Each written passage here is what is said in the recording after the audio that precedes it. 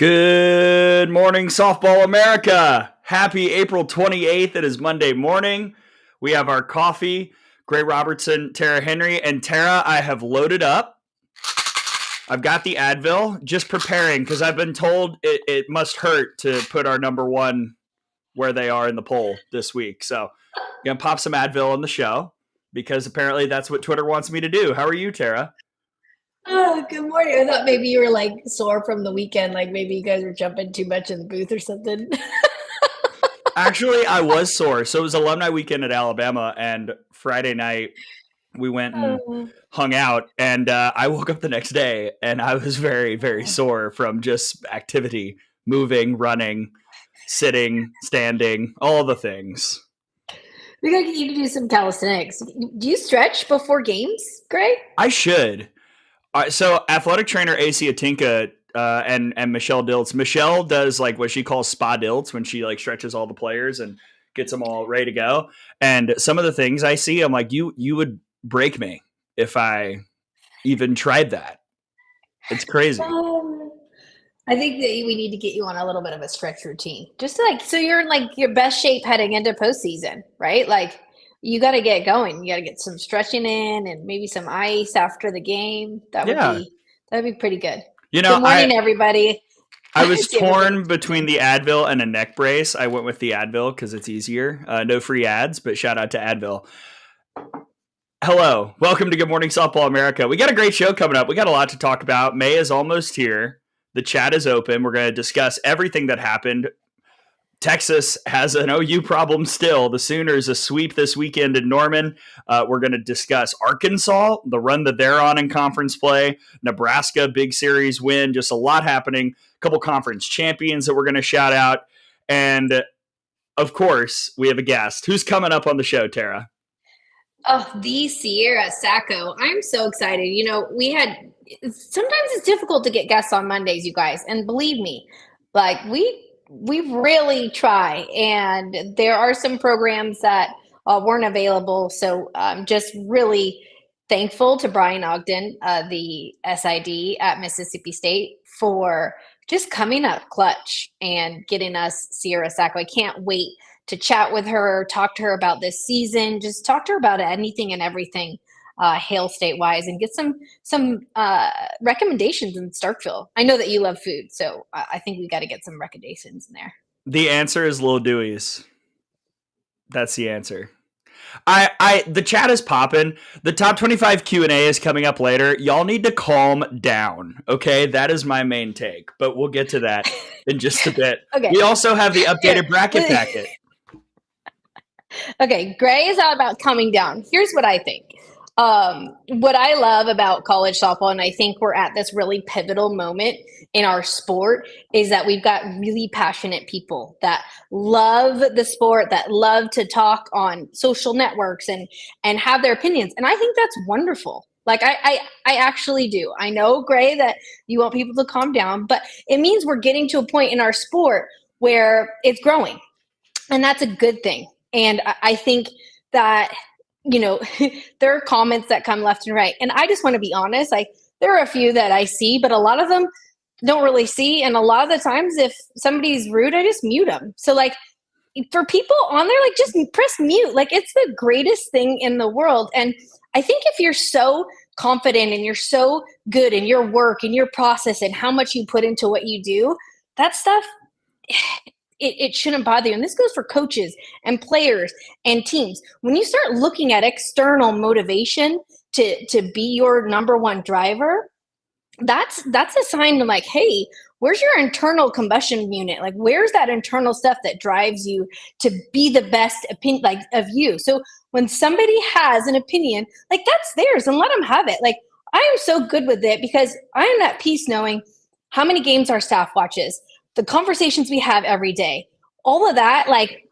I'm good with it. So I will say, go keep doing it. I love it. It's like more people know about the sport of softball. But at the end of the day, I'm so proud of our staff. I'm so proud of you, Gray, and Brady and Nicole and Sydney, because I know deep down how much work you put in, and I know how much you love this sport. So that's it.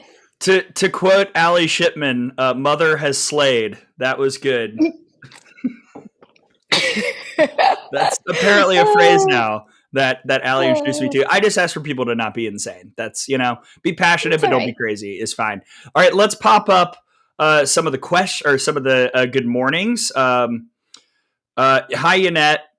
Okay, bye. Jason, good morning, everyone. Only 1 week left in the regular season. That's crazy. I felt like we were just getting on the plane to go to Tucson like last week, and now here we are at the very end. So cool. Hi, Ryan.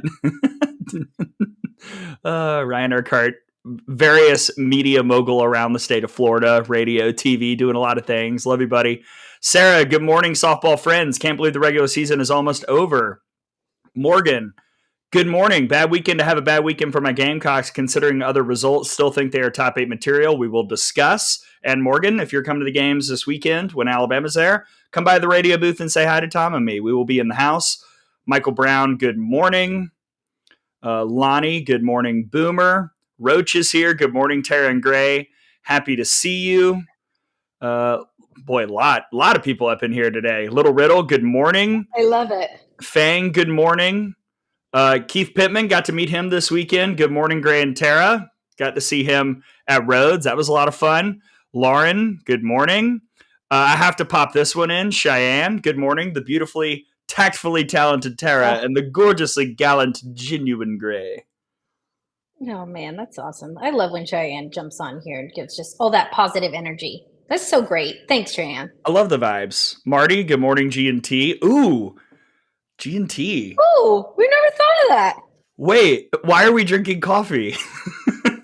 I don't know, but true story. When I lived in England, G&Ts were like my favorite. Like that's the jam over there. Like isn't that a very European thing, G&Ts? Oh yeah, like that was my jam. That's all. That was my drink of choice. I don't really drink it at all that much anymore, but I don't. Yeah, G&T, what a great one. Love it. Let's see. Man, there's so much. A lot of y'all are cooking today.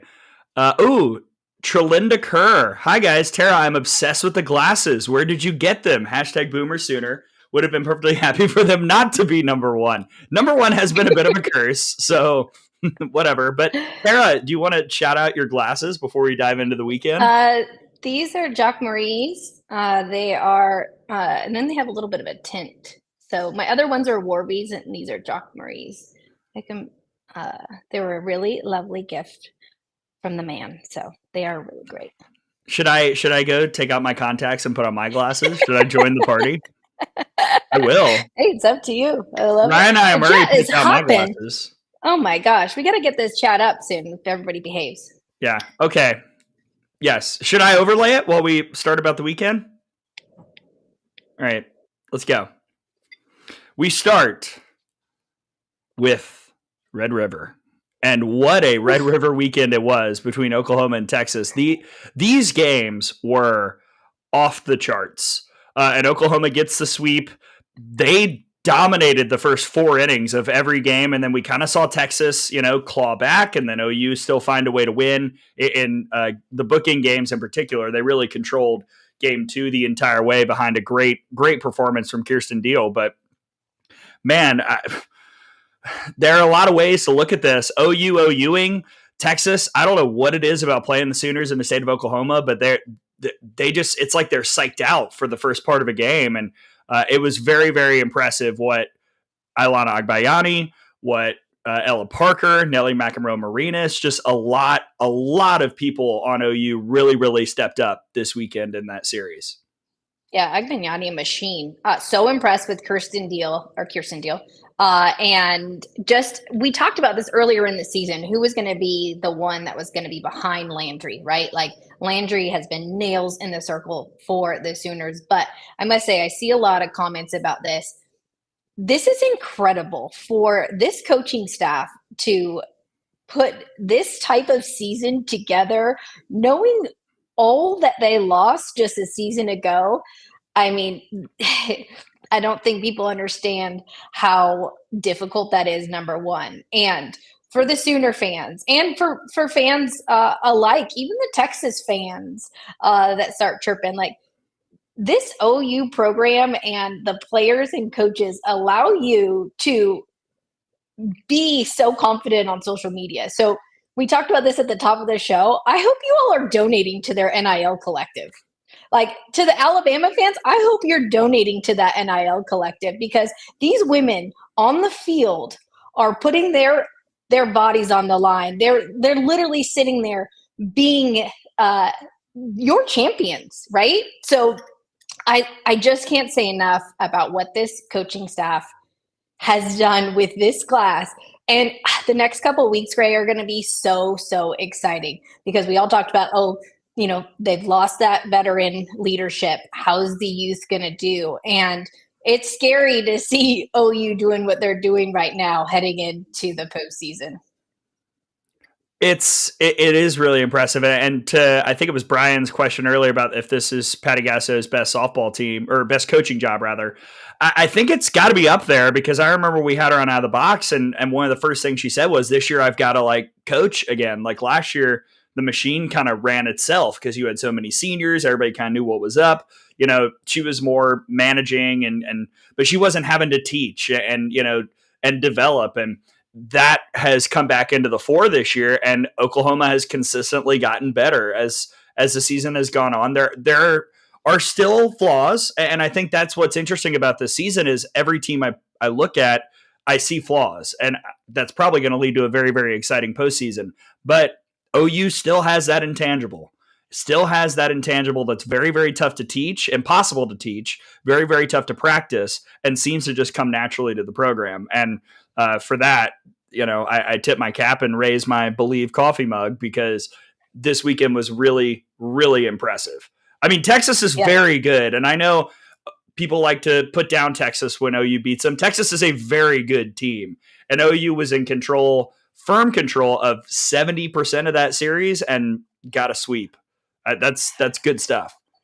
And obviously, when you take a look at Texas just giving up a ton of runs against an OU offense that was really, really prepared. But you got to take a look at it. There were two games where Texas was in it until the last out. And I think that is something that team can take away. And again, it's better to lose now than it would be to be at the end of the season. So sometimes teams have to go through a little bit of a rut or face some adversity. It's not always great to do it this close to the end of the season because you want to kind of get rolling. But again, it allows you to go back to the drawing board and figure out what needs to be done as you head into an exciting last weekend and then SEC tournament, which is going to be out of control. Okay, back to back, parentheses, Zane said we're dodging questions. Which ones? Let us know, because all you've sent in are statements. Moving on. I think Cheyenne's point is good. I think Texas, showed their capability with the fight. And Sarah, this is a good point as well. And Amanda talked about this a little bit on Out of the Box this week. Patty has alluded to them changing their approach at the plate since Tuscaloosa, being more aggressive early in at bats and swinging with more force. And that was something Amanda said on our show last week, saying that, that week after playing in Tuscaloosa, facing Mississippi State, it seemed like the swings were different and were more aggressive and more of those scary Oklahoma swings. When they were in Tuscaloosa, OU was very patient, which I kind of get, because Alabama did go into that series, I think, second to last in the SEC in walks allowed. Walks are a big part of OU's game plan, so I understand a little bit that strategy. But it seems like the Sooners are kind of going back to Soonering at the plate with the way that they're swinging and the way they're attacking. Yeah, I'm going to put a bow on this so we can keep going. Congratulations to Sam Landry, golden ticket. Jessica Mendoza, she's getting a golden ticket. So cool. And will be drafted by the AUSL. And then shout out to the sold out crowd, a record on the weekend, 13,734 fans. And then game 3 was a record there, 4,609 fans. Incredible. Just the growth of our sport. OU is a huge part of that. And congratulations not only to Sam Landry, and then props to that crowd, because it makes it difficult to play in Loves. Yeah. Attendance numbers this year, let's go. I mean, It's been hype. And we're going to talk about who else got a golden ticket in just a minute, but we're not at that series yet, Brian, because there is one more tonight. I want to go to Arkansas, winning 2 of 3 at Texas A&M. Hey, pitching coaches across America, I'm gonna provide a little free advice. And look, I'm not. You're giving pitching advice. I'm giving pitching advice. When Bree Ellis is in there, don't. What? I mean, especially if she's already hit a home run in that game. A&M giving up 2 home runs to Bree Ellis in game 2. I was like, guys, come on. Like, what have we? She hit one already. She's feeling it.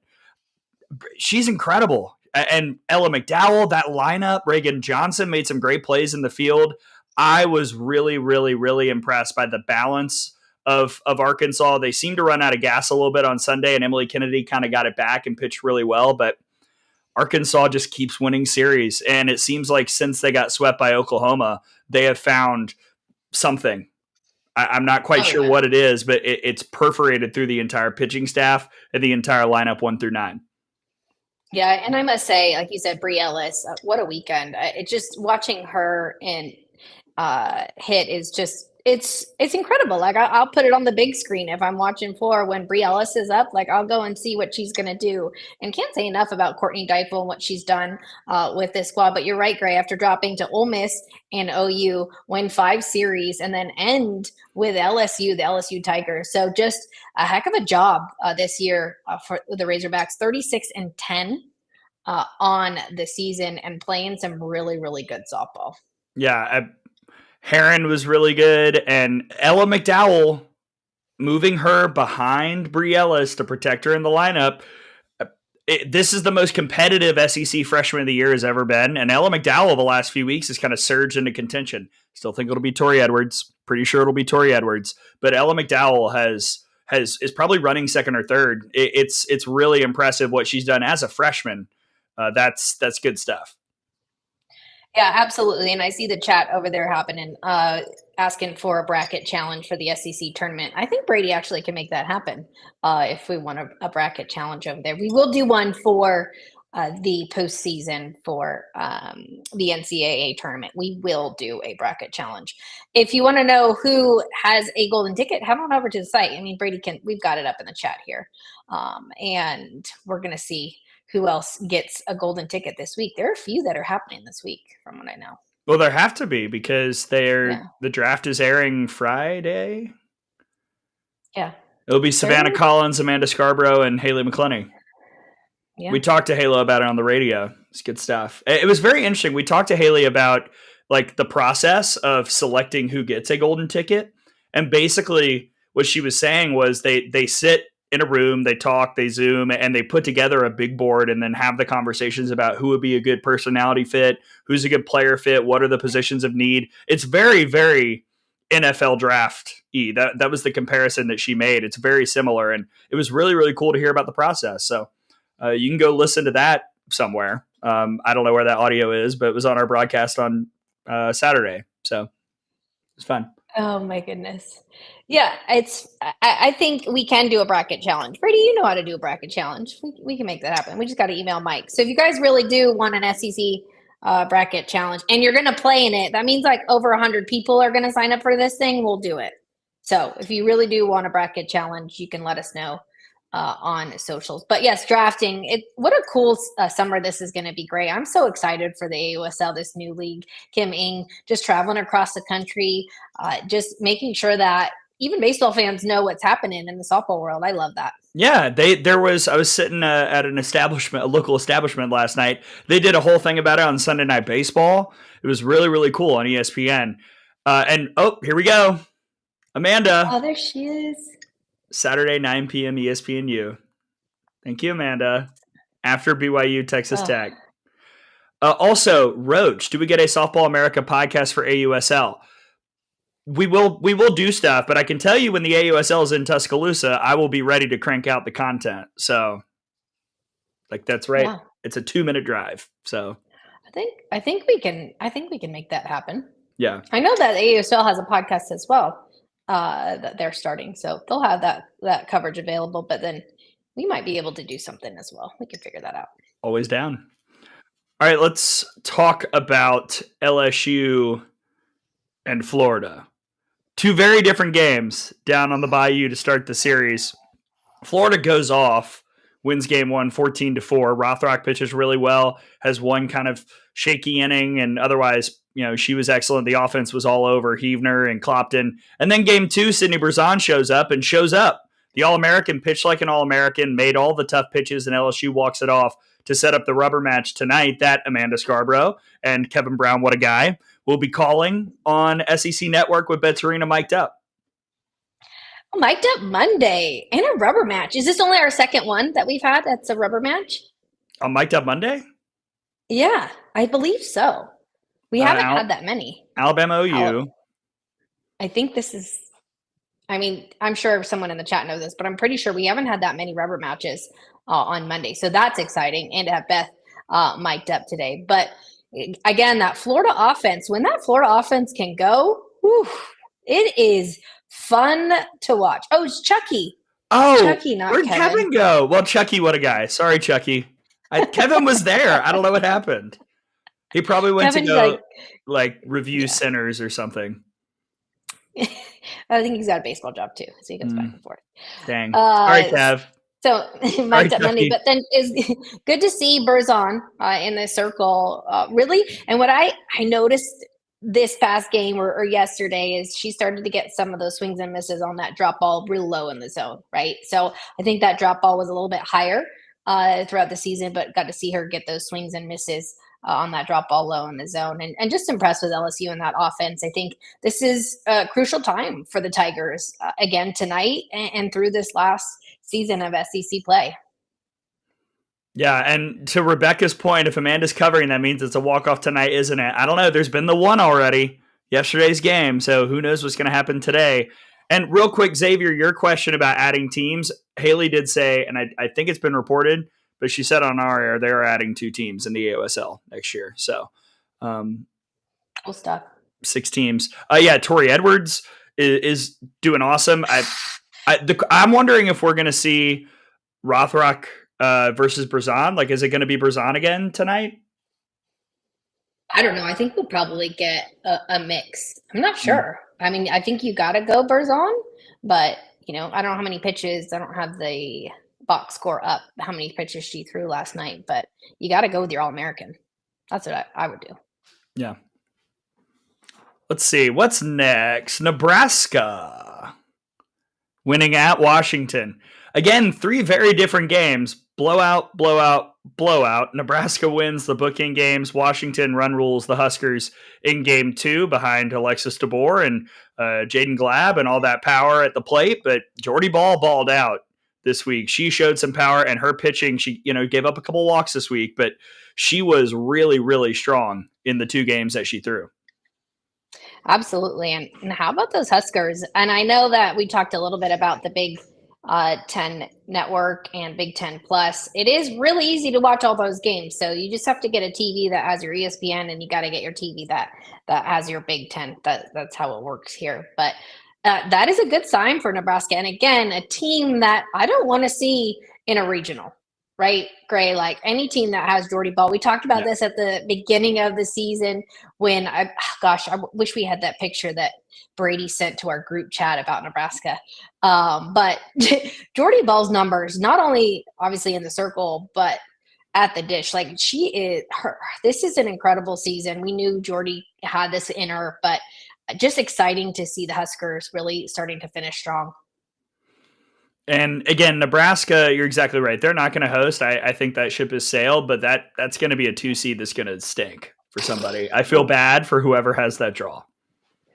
Same. That's going to be tough. It really and is. Washington, played well. Just, had struggled with Jordy, who among us. But Washington will be another team who will be interesting to watch once we get to the postseason. And frankly, shout out to the Huskies, because we've talked about it a little bit. At the beginning of the year, I wasn't sure what this team would be, and they're safely probably going to be a 2 seed. So Heather Tarr, good job with basically an entire new roster.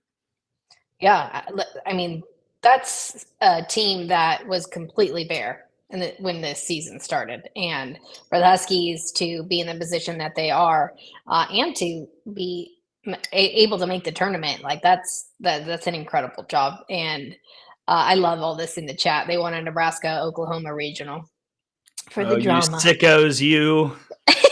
Oh man. Anything to say about Oregon sweeping Indiana? Game 3 got hairy, but the Ducks pretty much kind of ran it on the road in Bloomington. Yeah, just so impressed again with Oregon and their ability. I mean, we have our conference winners that we're going to get into, I think, Gray. Is that true? We are. It's on the rundown. We'll get there. But the Oregon Ducks, just a tough squad. And again, when we take a look at the Big Ten to see who's at the top of that Big Ten right now, it's the newcomers in Oregon and UCLA and Melissa Lombardi. I remember speaking to her at the beginning in the fall, actually, and she was so positive, enthusiastic about this squad. I'm not saying she wasn't about her any squads in the past, but there was something special that she talked about this squad, and obviously some incredible freshmen that are getting it done. And Riley McCoy too. And then Lindsey Grind, that transfer, what a key transfer for the Ducks. And she has just been lights out and really impressed with Oregon and just keep climbing in the polls. Yeah, just keep moving. Top 25 Q&A coming up. We also have Sierra Sacco joining us in just a bit from Mississippi State. So again, stay tuned. Lots to go. Anything you want to say? I'll clump these three together. Tennessee road series win at Ole Miss. Auburn home series win against South Carolina. Alabama sweep over Missouri. Anything in particular you want to pinpoint there? Oh, Auburn sniping South Carolina. That was wild. They had a delay, and on that game one, and we're down by 5 runs, and Auburn comes back and rallies in the 7th to get that game one win, and then comes back, and S.J. Guerin just doing S.J. Guerin things, crafty lefty. Really, they had gone through some struggles, and I think that was a really big series win for them. And then, again, Tennessee, Ole Miss is tough. They're scrappy. Good win for Tennessee to get that series heading out of there. But again, both that were fun to watch, and some gritty series wins on both sides. Yeah, and we'll talk more about Alabama, Missouri on Out of the Box. So tune in coming out Wednesday. And OU fans, you might like our guest if we can confirm it. We're texting right now. So we also might have a bracket packet guest tomorrow. Oh, a bracket packet guest? Well, we're going to have a bracket packet show, I think, right? We said Tuesday. Yeah, but it probably at like 1 o'clock Central, because I do have an appointment at 11 that I specifically put on that day thinking we wouldn't have a show. Okay, so you guys hear that. But we might have a special guest on tomorrow for the bracket packet, which you guys are going to like if it happens. Am I allowed to know who it is? It's a secret. Oh my gosh, great. I love it. And those bracket packet questions. So anybody asking about what this does to seeding, what this does to supers, what this does to regionals, we'll answer those questions tomorrow because Gray has got a bracket packet. So we're not going to cover any of that stuff today. And he's showing you his bracket packet. It's down to 11 pages. We went from 12 to 11 pages. We made some moves. It's getting tight. We'll also talk about clinched conference championships in a minute, but I do not want to keep our guest waiting because she's been very patient, and it's time to bring in someone who's just hold on, I got to move the chat first. Somebody who's just showing out this year. I mean, she is balling. When we called her series in Tuscaloosa a month ago, is that when that was? My gosh, what is time? She was on a tear, and then we talked to Samantha Ricketts on this program, and she made the pitch for All-American and SEC Player of the Year, and man, she's been backing it up. It's Sierra Sacco from Mississippi State. Hi, Sierra. Welcome to the show. Hi. Thank y'all for having me. Awesome. Hi, Sierra. Thank you so much for jumping on here. I know it's been a crazy couple of weeks for you, but I want to start with this. You've been a part of this program for a couple of years now. You've been a part of so many different teams in your career. What is so different about the 2025 Bulldogs, and what can you say you can notice the difference in this team? I would just say like we're a very close knit group. Like we truly just love being out there every day, whether it's practice, a game, workouts, like no matter what it is, we truly enjoy like each other's company and we just love going out there and competing for one another. What has been the biggest difference in your game? Because you've been good throughout your career, but this year, my gosh, off the charts. The batting average is insane. The clutch home runs. You've added the power. Like what? How did this happen? What's been the biggest difference, and what did you do in the offseason to get to this point? Well, I definitely came into Mississippi State as a slapper, but then like being here, they're like, girl, you have so like let's build off of that. Like let's work on the season last year. I kind of did some hitting, but I wasn't fully confident in it yet. So this all season, that's what we knew we wanted to work on. So I just put in the work and got after it. And they truly like worked with me and were very patient with me throughout the whole thing. And so I would say just them like coaching me up and trusting me too, and me trusting them, that like all came together and it's coming together now. And the facilities that you have in Starkville, and the indoor batting cages, the brand new clubhouse. When you talk about that process, when you talk about what you did in the off season, what does that actually look like? Like, are you looking at data? Are you analyzing your swing? Like, what does that look like? Because I think there are a lot of young athletes that are maybe in your same position and in transitioning from just lapping to being a 5-tool player. Well, I definitely broke it down to where like it's just me on a tee for the most part. Like it's just me on the tee, just trying to figure out like how. I'm sorry, my dogs are going crazy over there. Wait, what kind of dogs do you have? We love dogs. Come on. Yeah, they're just wrestling all day.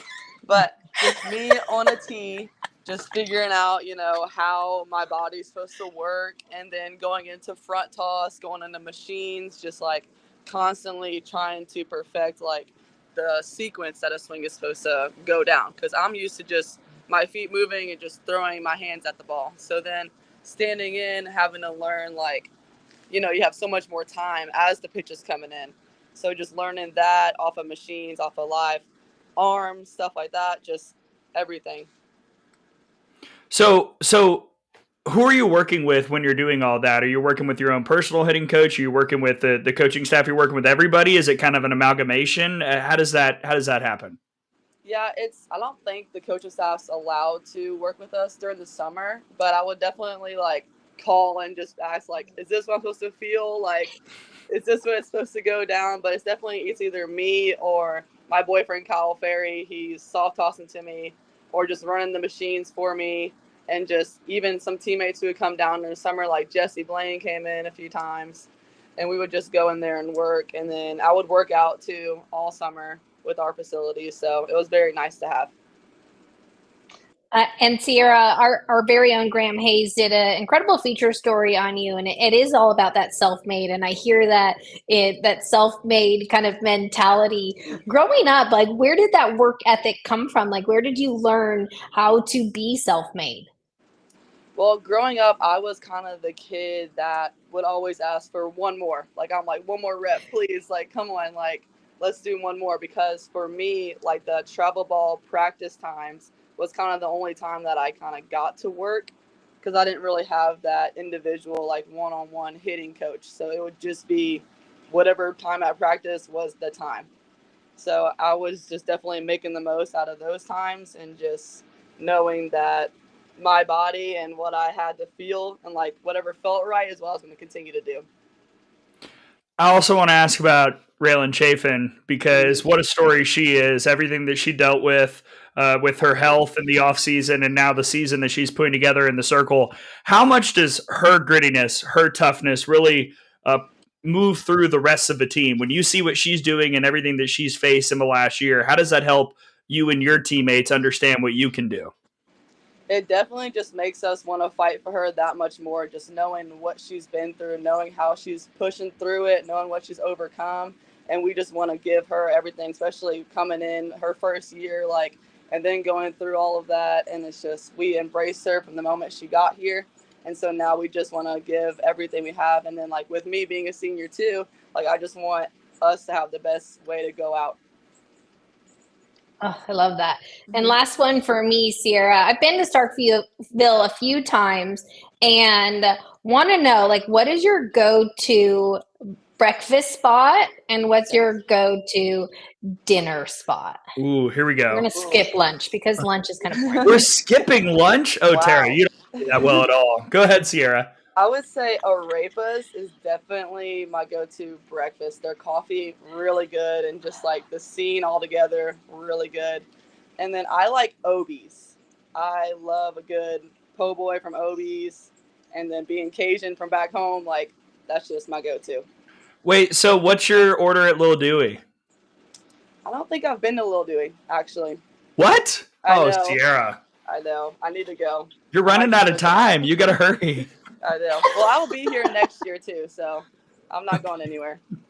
I love that. Hey, real quick things here. I have to bring up a story. So when I was prepping for Alabama, Mississippi State, I was looking back at my notes from 2022, and I was like, oh, that's right. Alabama has played Sierra Sacco before at the coldest tournament ever. Do you remember the 2022 Mardi Gras Mambo? I do. I think I faced Montana, or no, my teammates faced Montana Fouts because they brought her in. I think we were up, or we were down 2-0, and we finally got runners on base, and they brought her in and just she dealt. And I was just like, I want to face her. But And it was 35 degrees. Yes. It was crazy. Man. Oh, good time. Sierra Sacco now at Mississippi State and putting together an All-American type season. You're off the charts this year. It's been incredible watching you play, and we can't wait to see how the season ends and the postseason run that Mississippi State will go on. Thank you so much for joining us. Of course. Thanks, y'all. Thanks, Sierra Sacco. Hopefully going to Lil Dewey's right after this. What is Little Dewey's? I've never been there. It's a barbecue joint. It's great. It's like Tom's requirement if we go to Starkville. Wow. Okay. I need to figure that out. I've never been. Yeah. Yeah, it's great. I loved hearing all about you gulp your coffee. I stopped talking. Gulp your coffee. Awesome. Sierra Sacco. So awesome that she could join us today. She's a baller. And I love hearing the transition from being a slapper to a hitter. And like, I didn't want to imply that there was anything going on, that wasn't supposed to be, but I was curious, like, what those conversations are like when you're working in the off season. And because like you've probably, as you truly transition into a different type of player, you've got to probably talk to a lot of people and kind of figure out, okay, am I doing this right? What does that look like? And everyone that is assisted has A+ work. Like she was really good as a slapper, and she's really good as a person that swings away. So yeah, boxes checked. I wish we would have seen the dogs. I was hoping she would bring the dogs in. Me too. Speaking of dogs, I forgot to say this. I went to Bark in the Park on Friday at Georgia Tech Clemson with Miles, and that was an adventure. How did he handle the public? He was fine. I mean, he's a puppy. He did pretty good. And then their dog came and was kind of a little bit aggressive, so he kind of got a little derailed. So we made it through 5 innings on Friday and then had to bring him back. But Bark in the Park, so fun. They just had to put us in this little grass area. If anybody's been to Tech, there's a grass area down the right field line of the visitor dugout, and that's where the dogs had to go and just hang out. But it was cool. Bark and Bark. I have a photo. I forgot to upload it, but he was cute. I put a little Georgia Tech Yellow Jackets bandana on him. Aw. He looked really cute. Good stuff. Yeah. He's fast asleep. I'd bring him up here, but he's fast asleep. All right, I'm going to make the call now. Send in your top 25 questions now. The chat is popping so much. I don't know if I can go back and find them all. So send them now. While you do that, I will play some music because we're going to announce something. Let's see if the music's good. It's up to the AI.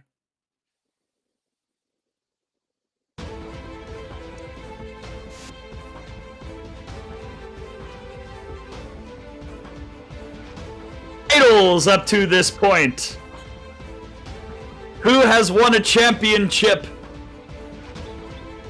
Congratulations to the America East champions, Binghamton. Shout out to Michaela Transu and that staff up there. Got a sweep of UMBC this weekend to secure that crown. The ASUN Graphite Division champion and pretty much champion of the league, North Florida. Shout out to past guest Allison Benning. Yeah. Big 12 champs, Texas Tech. Out of the Big Sky, Idaho State. Big South champions, Radford. Conference USA, run by Liberty. Liberty Bibbity got up in here and ran the conference. MEAC champs, Howard. The SWAC East. Torrey Tyson. The SWAC East and West have been secured by Florida A&M and Prairie View A&M. And the WAC champs, Grand Canyon. So any thoughts on those champions, Tara? Oh, I love it. This morning when Gray sent the rundown over, I was like, I kept seeing all these conference champions clinching this past weekend, and just excited to see that happening. And I can't believe we're getting close to postseason, is all I'm going to say. And yes, if you have top 25 questions, please put them in the chat. You're not going to get yelled at. Like, sometimes we can't get to them. So if you do have any top 25 questions, please put them in the chat. Yeah, I would never yell at any of you. Oh, I love this. Cheyenne, starting out here. Who's just outside your top 25? So, very few teams. I had Liberty just outside mine, and let me see who else I had. I'm just looking right now. Just out. I had Liberty, and I had Nevada right there. Yeah, Nevada, Liberty. Well, I had Liberty in the... I was looking at all of our voting. I just cleared it out. Do you have that page up? Our ballots? Yeah. I can. Yeah, I'm looking for it. I'm the only one who lists the people outside me and Jason. He had Virginia just out, but I think Virginia got in. Yep. So there's not a ton, honestly. I was ready to put Washington in if they played well. No, I had Southeastern Louisiana ranked last week. No, they lost this week in a game at home, so that didn't help. Yeah, Nevada. Chan, I hope you've seen that part of Veep. That's one of my favorite bits on that show. Nevada. It's good stuff. Okay, Brian, can you talk through your thoughts on UCLA at 9? Tara, you want to start here? Yes. Hold on 1 second. I'm just answering a message.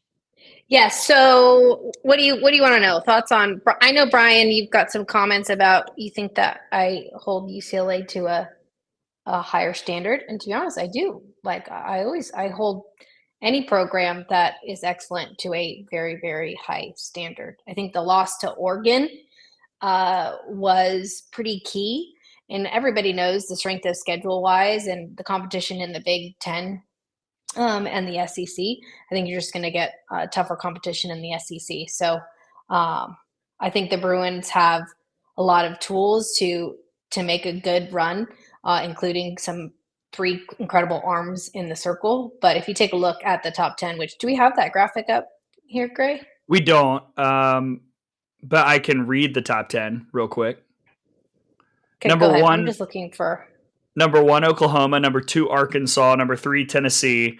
Number 4, Oregon. Number 5, Florida State. 6, Texas A&M. 7, Texas. 8, Florida. 9, UCLA. 10, Texas Tech. Yeah, so the teams above UCLA right now, in my opinion, are playing better softball. I know that we're playing Michigan right now. I don't know what the score is right now. Gray. Let's see if it's tracker up. We have lineups. It has not started yet. It'll be Lauren Durkowski versus Taylor Tinsley. There we go. Sorry, I'm stalling to get to my notes on our top 25.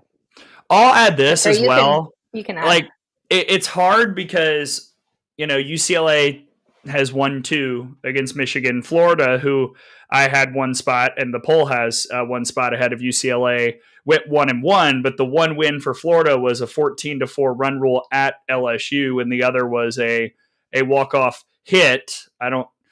Official score in Baton Rouge. I have questions. I felt like it was a better week for Florida, so I didn't feel like I needed to move UCLA past Florida, even though they went undefeated this week.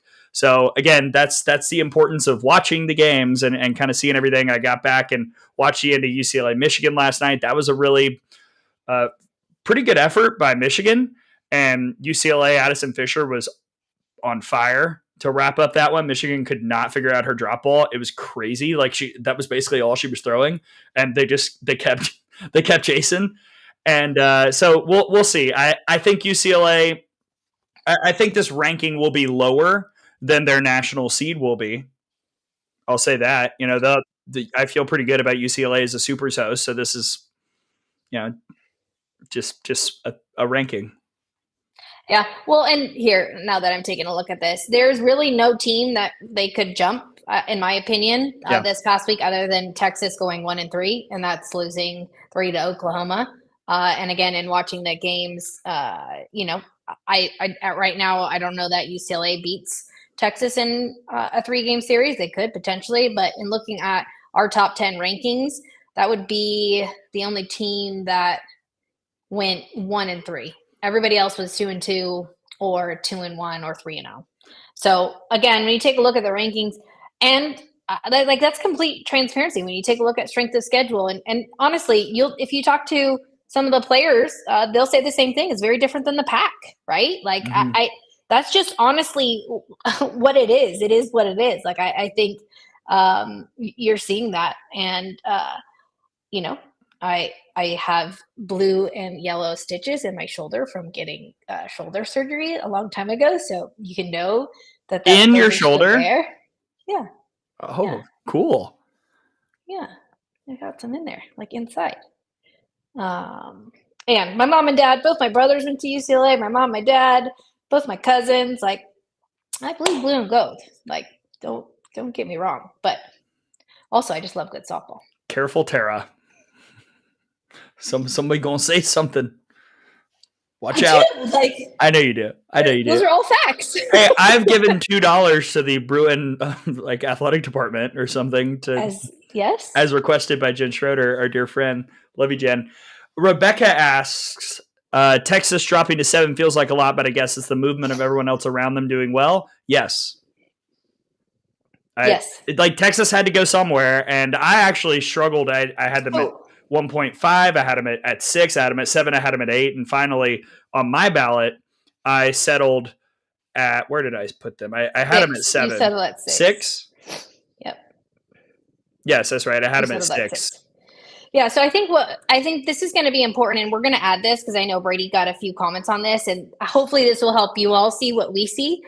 We've got an actual spreadsheet of the teams, their records, and then what they did this past week. So I think that will help you see when you take a look at different kind of tiers and segments, you'll be like, oh, actually, that makes sense. That makes sense because everybody else did so well. And they won a series or they swept a series, and that's why they moved up and down. And again, we're looking at our poll, so Softball America's poll, and we're looking at the wins and losses, and series wins are big. Mm-hmm. All right, a couple more things. Kayla, do you think Tennessee would have been 1 or 2 if they didn't lose the midweek? Probably. Yep. Probably not one. Gray. Probably not one, but probably 2. Clemson, I will say, I watched Clemson this weekend. I think Clemson is playing that freshman class, and those rookies are doing a heck of a job. Those bats, when they're on, they're on. I think those midweeks, especially late in the season, are you can easily get sniped in those, and so that was tough. Just unfortunate timing, and Clemson had a heck of a game, and really impressed with Reese Basinger, and I watched McCubbin throw yesterday, just heavy down. Just did a really nice job painting the corners. Clemson is, we'll talk about this tomorrow, but I think they're in a really, really good spot. And from my conversations with Coach Rittman yesterday, he's just loving this team. And they went through the gauntlet the first 2 weeks of the season. They played in Clearwater. They kind of got kicked in the face or kicked in the teeth. And now they're playing just really, really good softball heading into, they've got a bye this week, but they'll head into the ACC tournament. All right, I'm trying to find. There's a lot of back and forth up in here. Elijah, is Texas Tech hosting since they went up after losing a game to ASU? Just a reminder, in the 11-page bracket packet, there is no poll ranking in here. So that if Texas Tech were to be hosting, if that's Texas Tech, which I believe it is after losing the game to ASU, that would be because of the resume and not because of any kind of ranking. So it's important to remember. Let's see. Thank you, Brian. I think that you guys are honest about it and willing to share. I'm always going to tell it like it is. It's kind of my thing. I know Well, Tara that's how we do is. this. Hopefully you guys can jump on here and spend your Monday morning, afternoon with us and just chat about softball. That's why we, do this and make sure that, we keep moving the sport along. I think that's why we love doing what we do. Roach asks, is Florida State in trouble after this weekend? No. Alyssa Zabala, FGCL, tip of the cap, pitched her hard out in game 3, shutout of the Knowles, but blips happen. Like, welcome to college softball in 2025. There will be a day where you look and go, how did we just do that? And I think that was one of those blip days for FSU. As great as Zabala was, it doesn't spell anything long-term to me that's concerning. It's like when a team loses, it's like, oh my gosh, like the house is burning down.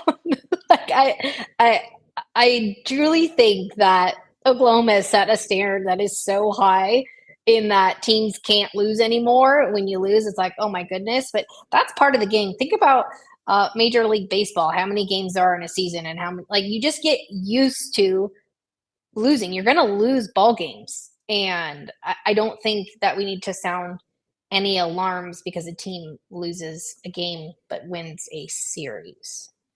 Sometimes if there's an injury or if how they lost or if we see something else, like, that's part of it. But in general, winning a series, beating a team 3 times in a row is really, really difficult. So winning a series is really key. Yes, and sweeps are also important. Unicorns. I see Xavier, out of your top 25, how many are playing each other this week? Let's see. I'll pull up this week. Change what happened to either team if one sweeps the other. I think it depends Tennessee. on elsewhere. Like, if a team sweeps somebody else, I don't automatically skyrocket them up because, well, what are the teams above them doing? Did they win a series against a better team than the team who got swept? It's all a process. This is a great question. Let's talk about what in our top 10, because we've got Tennessee playing Texas A&M, right? Yes. Oklahoma, Florida. Mm-hmm. LSU,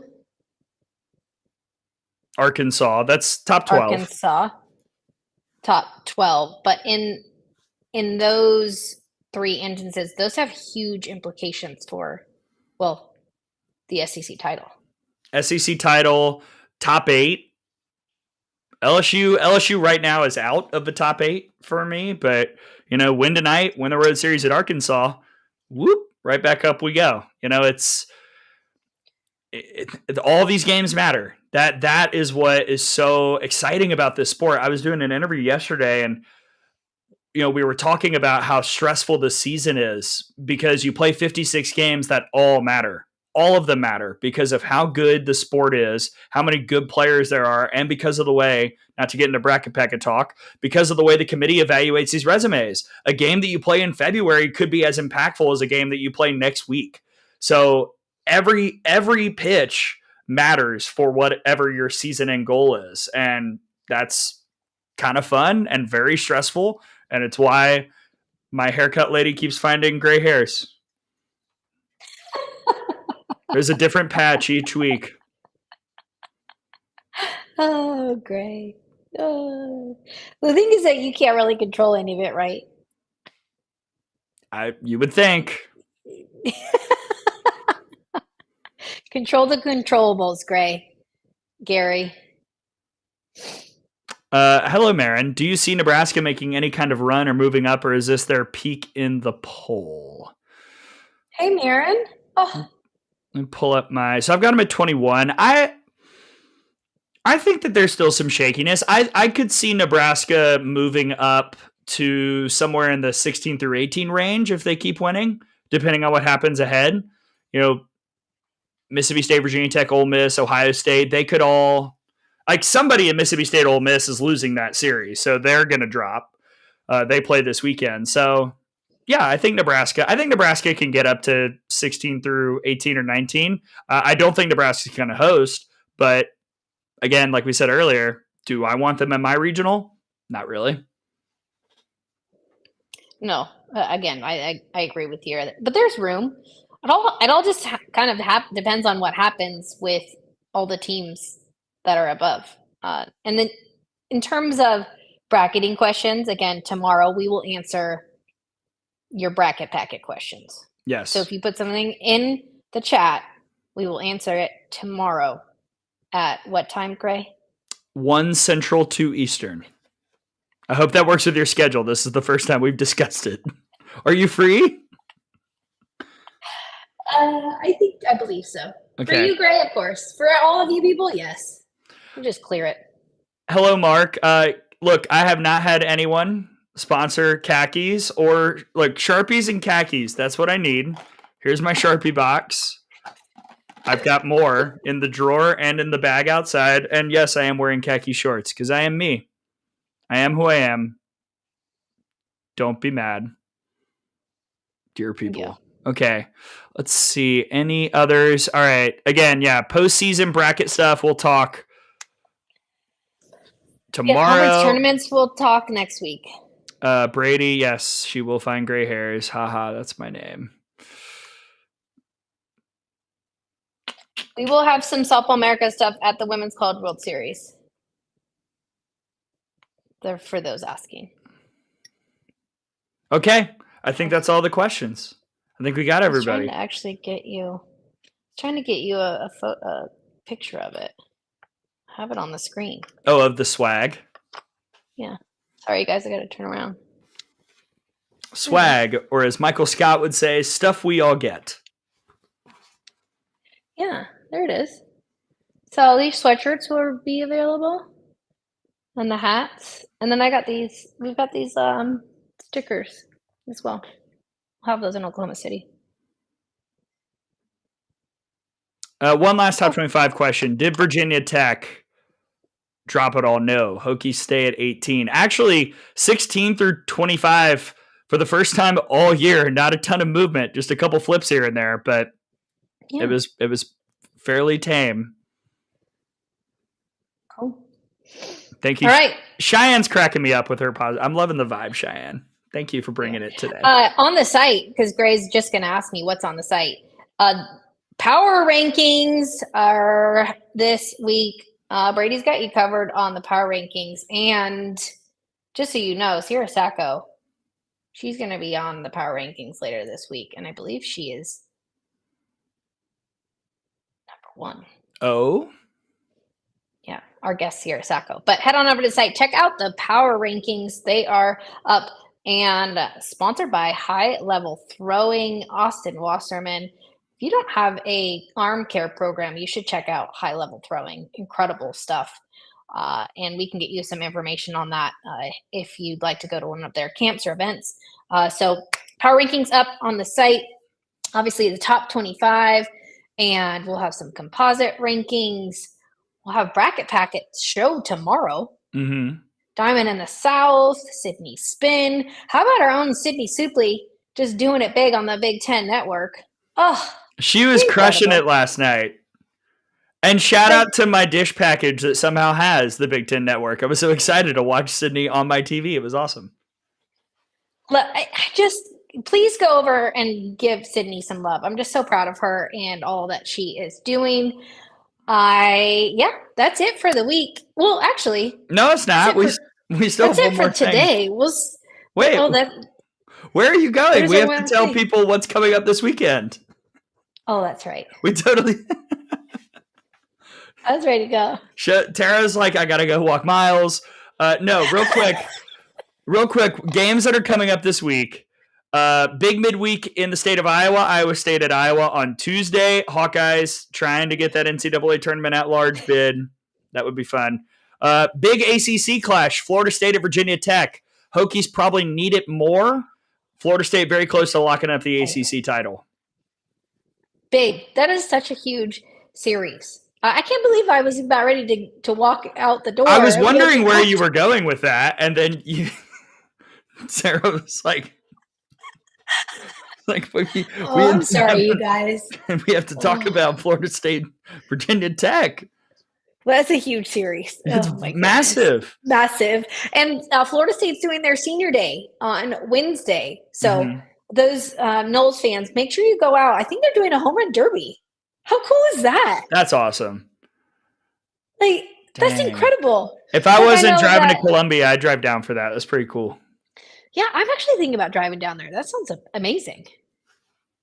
It might be on my list. That's why I was walking out the door, because I get to Tallahassee. Tara's like, Cheyenne. Tara said, peace out.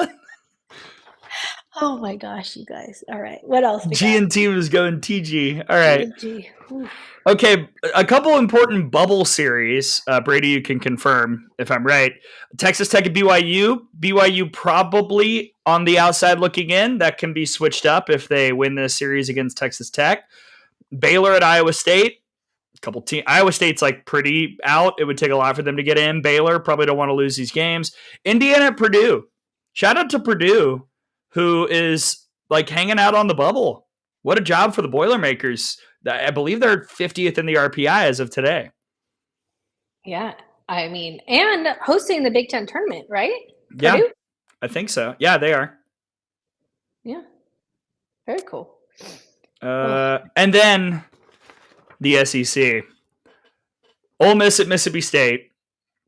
Let's go. The Egg Bowl of softball. Fire me up. LSU at Arkansas. Texas A&M at Tennessee. Oklahoma at Florida. Alabama at South Carolina. Oof. I'm in between. Okay, so I'm either going up to Tennessee, Texas A&M, or down to Gainesville, Florida OU. So maybe I can do a poll on what you guys think, which series would be a better one to go to. So either going to Gainesville or up to Knoxville. The one I didn't mention is Kentucky at Texas. I didn't put it on here because I feel like Texas is a massive favorite, but I got to look at the standings again. This was why I picked Texas to win the SEC, because I liked their final weekend matchup more than some of these other teams. And right now, Texas is sitting at 13-8 in the league. They're 3 games back of OU. If Texas were to sweep Kentucky, then I don't know, maybe carnage happens around them. I'm not sure. But I think if you're Texas, you're really upset that you didn't get one of those OU games just because you made it that much harder for you to kind of backdoor into the SEC title because you didn't get one. You also wanted to win because it was a rivalry game and, you wanted to win. But, yeah, Fang. Texas would technically split the SEC title because they don't differentiate the regular season title by head-to-head. They do that for seeding. But if OU and Texas were tied at the very end, they would be co-champions. And I'm sure every OU fan would not say anything about it on Twitter.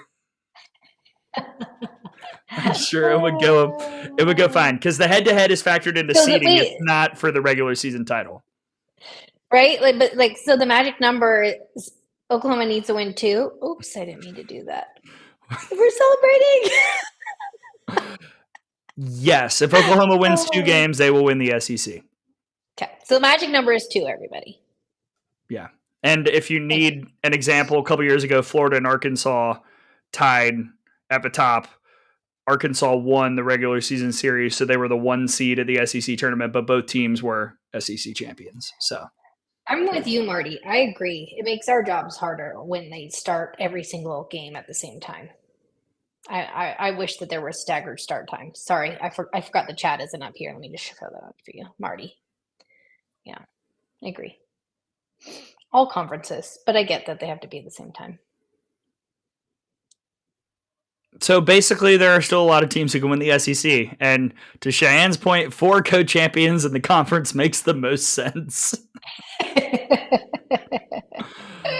Because it just means more insanity. Yeah. And fun. Okay, you've already told the people what's on the site, Tara, so do we just leave now? Oh my gosh, yes. What a day already. What a fun show. I had a good time. Thank you to Sierra Sacco. Thank you to Brian. Fun times. Thank you to all of you, the 1,300 plus who have tuned in. the many others who have commented. And make sure that you are tuning in to the Bracket Packet show tomorrow. Currently scheduled. Tara might text me in 20 minutes and say we have to move it. But currently scheduled for 1 Central, 2 Eastern on Tuesday. So join us then tomorrow. Tomorrow, what time Eastern? 2 Eastern, 1 Central. 2 Eastern, 1 Central. Let us know, you guys, if that time is good for you, because they are also part of it, Gray. That's true. We need them to ask questions. The Bracket Packet is sitting here waiting. I have updated it. Who do I have as the number 1 seed? Find out tomorrow. Okay, so 2 o'clock Eastern. Okay, you guys, 2 o'clock Eastern. We'll see you tomorrow. Who is it? Who's the number 1 team? Can't wait for tomorrow. Find out Thank you guys tomorrow. for being here. Thanks for joining in. Just always great to start the week off with each and every one of you. And we will post on social media all the info about when that show will be. Yes, pencils out, kids. We're going to look at the Bracket Packet and get all set to go. Yes, Tara, one more thing. Can we put the Bracket Packet PDF on the site? Yeah, that'll actually give me... well, I got to wait. I'll have to update some numbers for LSU Florida tonight and UCLA. Like, there are a bunch of teams in the Bracket Packet who are playing today. So, yeah. Well, I can send it to you by 9:30, hopefully, if everything's ready. At NCAA website, please work. Okay. PDF version of the Bracket Packet. We're going to put it on the site for you guys. Just go down. You can download it, and then we can all just have our Bracket Packets together. I love it. I'm so excited. Shout out to James. What's up? Super chat. Oh, he's here. Right at the buzzer. And yes, Brian, to paraphrase Angela from The Office, I don't have a headache. I'm just preparing. That's what the Advil is for Bracket Packet time. How long did it take you to update the Bracket Packet? It takes about 30 minutes. And then about 20 minutes of agonizing decisions trying to seed them. Okay. Brady's got it covered. See? He's going to make it happen. What? Send the Bracket Packet? Wait, Brady, are you going to join Bracket Packet show tomorrow? At 2 Eastern? Well, we'll see. Go ahead. You can close the show. We'll find out. Yeah, we're going to leave. But thank you, everyone. And we'll see you tomorrow. For the great Tara Henry, who's over here, I'm Gray Robertson. This has been Good Morning Softball America. We will see you next week for another GMSA, and we will see you tomorrow for the Bracket Packet Party. That's what we're going to call it now. Bye, everybody. Catch you next time.